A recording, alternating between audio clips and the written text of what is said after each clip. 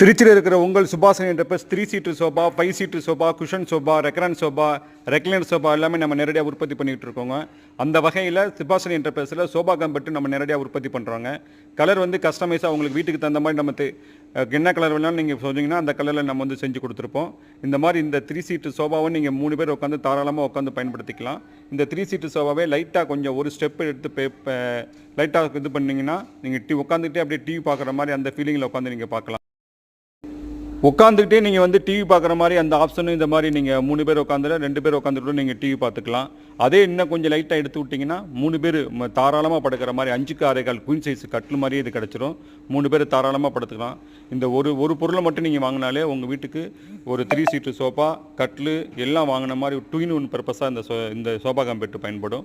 இது வந்து நம்ம Subhashini enterprise Trichy to Madurai bypass ரோட்டில் நேரடி உற்பத்தி நிலையத்தில் வந்து நீங்கள் கஸ்டமைஸாக பண்ணி வாங்கிக்கலாம். பஜாஜ் ஃபைனான்ஸ் நம்ம பண்ணித்தரோம். Free delivery